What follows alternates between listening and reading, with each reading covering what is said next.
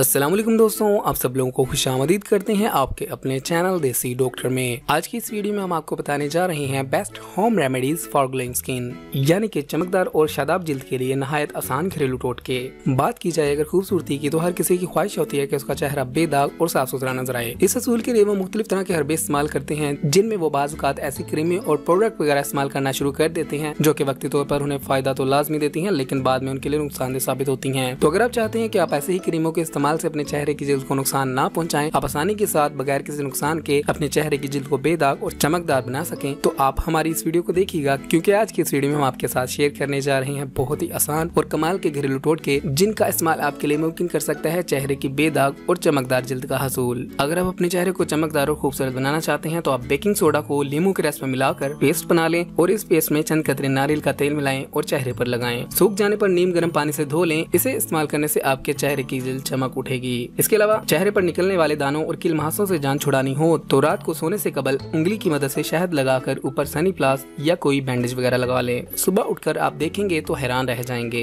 इसके अलावा black head से तकरीबन तमाम अफराद ही परेशान रहते हैं। इस मसले का हल नहायत आसान है। इसके लिए आपने करना ये है कि खीरे को कद्दूकश कर लेना है। कद्दूकश करने के बाद आपने इसका लेप अपनी आँखों, गर्दन और चेहरे पर 15 मिनट के लिए लगाकर रखना है। 15 मिनट के बाद आपने अपने चेहरे को धो लेना है। दानों और ब्लैक हेड्स के लिए बहुत ही आजमूदा और कमाल का नुस्खा है। इसके अलावा अगर आपके चेहरे की जिल्द पर झुर्रियां पड़ जाएं और आपके चेहरे की जिल्द ढीली पड़ना स्टार्ट हो जाए, तो आपको परेशान होने की जरूरत नहीं है। आप आसानी के साथ उससे निजात पा सकते हैं। उसके लिए आपने करना ये है कि 1 चम्मच अंडा और 2 चम्मच एलोवेरा जेल को मिक्स करके अपने चेहरे की जिल्द पर मास्क के तौर पर लगाना है और 15 मिनट के बाद आपने इस मास्क को उतार अपने चेहरे को धो लेना है। अगर आप इसे लगातार 1 हफ्ते तक इस्तेमाल करेंगे तो आप जादुई असर देखेंगे।